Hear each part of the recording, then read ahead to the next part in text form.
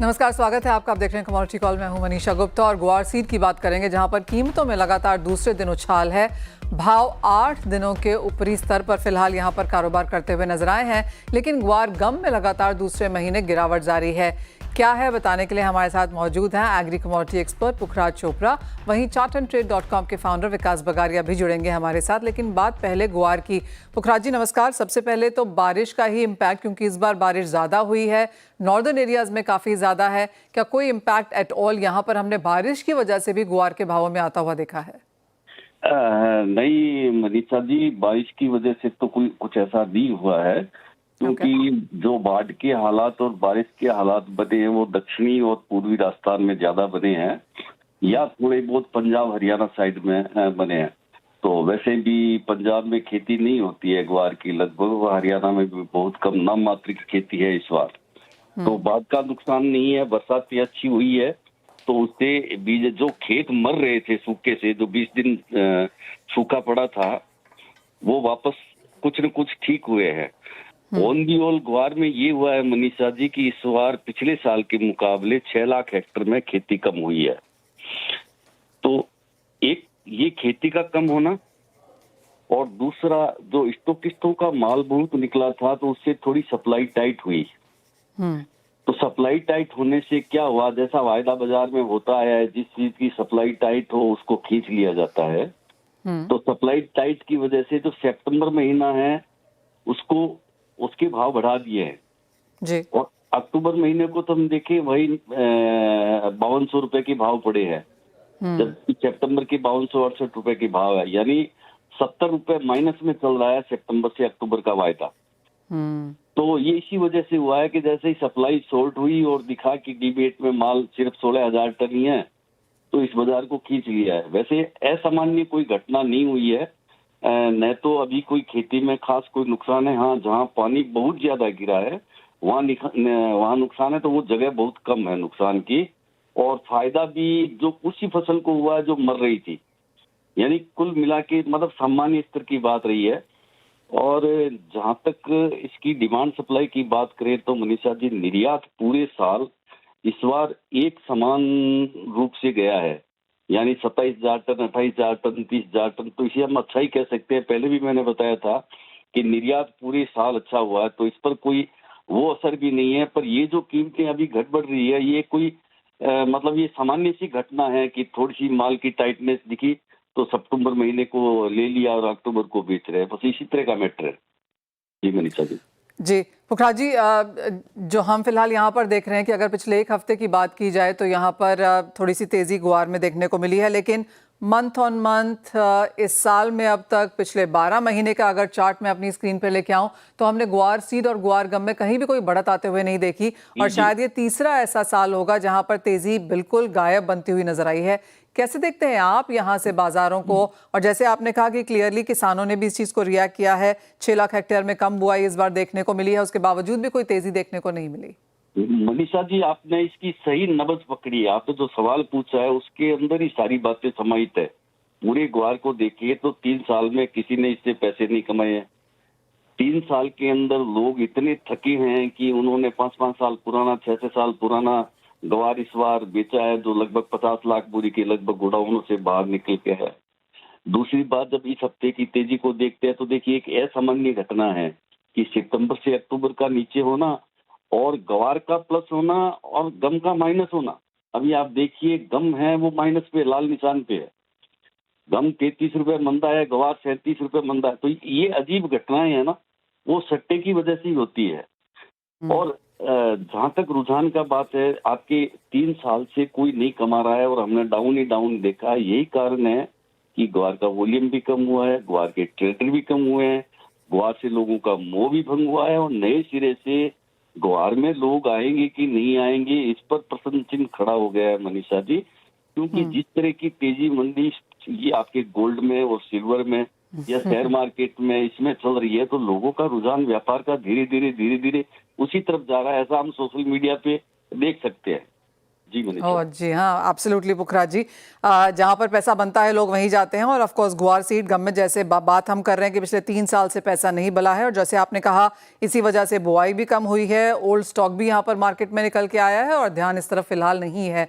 लेकिन आप मसाले भी देखते हैं पुखराज जी और वहाँ पर क्या सेंस है, क्योंकि इनिशियल बहुत ज़्यादा उछाल तेज़ी मंदी के बाद अब कुछ कंसोलिडेशन यहाँ पर बनती हुई नजर आई है, इसे कैसे देखेंगे? हाँ, ये मसाला बाजार एकदम स्थिरता पे आ गया, चाहे धनिया हो, चाहे हल्दी हो या जीरा हो, ये सब अब एक स्थिरता में आ गए हैं।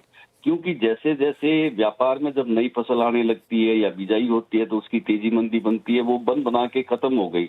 अब ये नॉर्मल अपनी स्पीड से चल रहा है, कभी 200-300 रुपए घट गए, कभी 200-300 बढ़ गए, डिमांड सप्लाई पे चला जाता है। किसी भी माल की कोई कमी नहीं है, न हल्दी में कमी है, न धनिया में कमी है और न जीरा में कमी है। क्योंकि सबकी फसलें, जैसे जीरा की फसलें पिछली बार बहुत अच्छी हुई, तो 67,000 रुपए का जीरा घटते घटते यहाँ तक आ गया। तो हम ये मान सकते हैं कि ये अब बाजार है ना, जो ये सामान्य व्यवहार कर रहा है और इसके भाव है वो असामान्य नहीं है। सामान्य ट्रेड के लिए ये बहुत अच्छी चीज है कि सामान्य भाव चल रहे हैं और सम के हिसाब से ही चल रहे हैं। पिछले दिनों में जो हल्दी का भी मैटर उठा था वो भी इसी से ही संबंधित था, तेजी मंदी से। मतलब दूसरी बातें कम थी, तेजी मंदी के मसले ज्यादा थे, तब वो भी लगभग 2 दिनों से 3 दिनों से आप समझिए ये खत्म से हो गए हैं। तो एक अब सामान्य सा बाजार है। Point taken. पुखराज जी बहुत शुक्रिया साथ जुड़ने के लिए। तो क्लियरली जहाँ तक गुआर की बात है, कुछ वीकनेस वाली स्थिति यहाँ पर फिलहाल बनी हुई है और आगे शायद जारी भी रह सकती है। जहाँ तक मसाले हैं वो फाइनली बहुत ज़्यादा वॉलेटाइल मूव्स के बाद अब कुछ स्थिरता की तरफ जाते हुए नजर आए हैं और जैसे पुखराज जी हमें बता रहे हैं कि स्टॉक्स यहाँ पर सफिशिएंट हैं, तो कोई बहुत बड़ी तेज़ी की उम्मीद यहाँ से फिलहाल नहीं है। वेल, इसी के साथ एक ब्रेक के लिए भी रुकेंगे। जब लौटेंगे तो charttradeand.com के फाउंडर विकास बगारिया जुड़ेंगे हमारे साथ।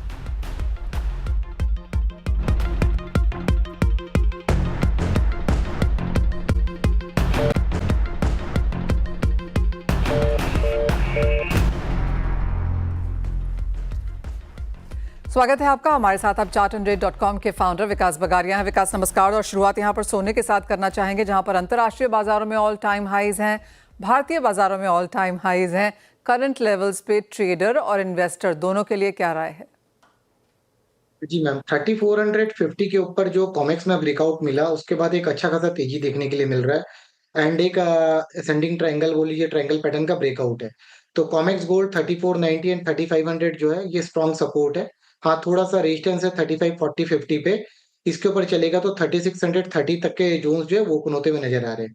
अब हमारा जो एमसीएक्स गोल्ड है, रूपी कमजोर होने के चलते भी बोलिए और इंटरनेशनल मार्केट में राइस के चलते कॉमेक्स गोल्ड में 1,02,400 का लेवल ब्रेक होने के बाद एक अच्छी खासी तेजी देखने के लिए मिली है। तो जो ट्रेडर है या इन्वेस्टर है उनके लिए स्ट्रेटेजी ये रहेगी, इन्वेस्टर के लिए 1,02,500 और 1,03,000 का जो जोन है ये बहुत इंपॉर्टेंट सपोर्ट जोन है। तो बाई ऑन डिस्क की रणनीति रखिए। कोई भी डिप मिलता है 1,03,000 3,500 में, तो 1,02,000 का जो सपोर्ट है उसको ध्यान पे रखिए स्टॉप लॉस के हिसाब से, एंड 1,07,000 और 1,08,500 के टारगेट्स आप ध्यान रख सकते हैं।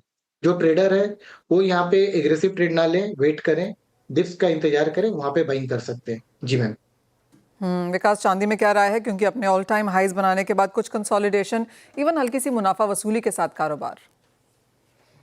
हाँ जी मैम, चांदी में जो रुख है वो पॉजिटिव है। चांदी में जैसे भी हम लोग हर बार देख रहे हैं कि चांदी कहीं ना कहीं अपने बेस को शिफ्ट करता हुआ नजर आ रहा है। अब जो चांदी में जो सपोर्ट है वो 1,17,000 के करीब का है।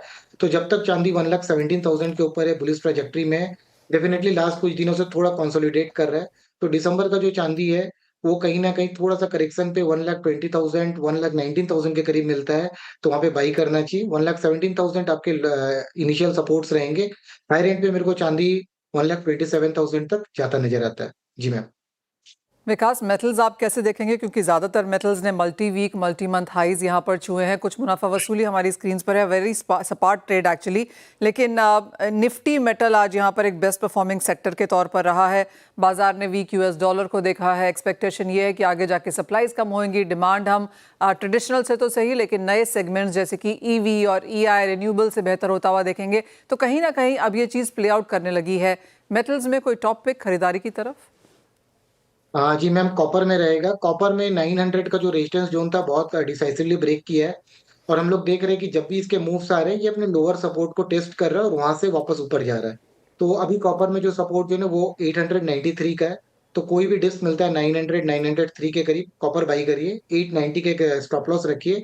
ट्रायंगल का ब्रेकआउट है तो 922 इनिशियल टारगेट्स रहेंगे, बट अगर कोई भी वीकली क्लोजिंग अगर 922 925 के ऊपर होता है तो कहीं ना कहीं ये 960 तक भी मूव कर सकता है। जी मैम। विकास, साथ ही साथ क्रूड ऑयल प्राइसेस में अब क्या राय है? बिकॉज 1.5% की तेजी ओवरनाइट मार्केट्स में देखने को मिली थी, जो कि रुकती हुई नहीं दिखी है आज। हाँ मैम, क्रूड ऑयल पे जैसा कि देखने के लिए मिल रहा है कि सेल ऑन राइज का मार्केट चल रहा है क्रूड ऑयल पे। कहीं ना कहीं हायर एंड पे 5750 5850 का जो जोन है वो कहीं ना कहीं इसके लिए रेजिस्टेंस लेके आ रहा है। एंड अगर इंटरनेशनल मार्केट में भी देखें तो वहां पे भी कहीं ना कहीं 68.50 से 69 जो है वो रेजिस्टेंस की तरफ से काम कर रहा है। तो मेरे को लगता है कि crude oil sell on rise रखिए, 5700 750 के करीब जाते हैं बेचिए। 5850 5900 आपके रेजिस्टेंस जोन्स होंगे। लोअर एंड पे 5500 एंड 5400 जो ये आपके लिए टारगेट जोन्स हो सकते हैं। जी मैम। सैलॉन राइस की रणनीति यहाँ पर कच्चे तेल में उतार के चलिए, क्योंकि कल 2% की तेजी थी और आज 2% की गिरावट। यहाँ पर एक फाइनल सवाल विकास, और ये रुपए पे है, क्योंकि डॉलर इंडेक्स में लोज से कुछ यहाँ पर इजाफा जरूर देखने को मिला है। और वो जो टेक्स्ट बुक थिंग है कि डॉलर इंडेक्स गिरता है तो रुपया बढ़ता है, वो हमने completely out of the window जाता हुआ देखा है। दोनों ही इंडेक्सेस गिर रहे हैं और दोनों ही इंडेक्सेस चढ़ भी रहे हैं। जो आज का जैसा दिन है, कुछ तेजी हमने डॉलर इंडेक्स में आते हुए देखी, रुपए में भी 7-8 पैसे की इंप्रूवमेंट के साथ फिलहाल कारोबार। मैम रुपीस की अगर बात करूँ तो रुपया देखिए 88 का जो जोन है 88.45 88.50 जो था वो एक हायर एंड पे एक रेजिस्टेंस क्लस्टर है। प्रीवियसली भी हम लोगों ने फरवरी में भी देखा था कहीं ना कहीं 87.97 के जोन से जाके एक रिवर्सल हमें देखने के लिए मिला था $2-3 का। तो इस बार भी वैसा ही कुछ लग रहा है। तो 88.50 88.70 एक रेजिस्टेंस रहेगा, कहीं ना कहीं थोड़ा सा रिलीफ मिल सकता है 86.90 और 86.30 तक। जी मैम। तो यानी कि लोज नियर टर्म के लिए रुपए में अब यहाँ पर बन चुके हैं और कुछ एप्रिसिएशन की उम्मीद आगे जाकर की जा सकती है। विकास, बहुत शुक्रिया एज ऑलवेज साथ जोड़ने के लिए, तमाम कमोडिटीज और करेंसी पर भी अपनी राय देने के लिए। वेल, इसी के साथ एक ब्रेक का समय है, हम लौटेंगे तो लेकर आएंगे आवाज समाचार।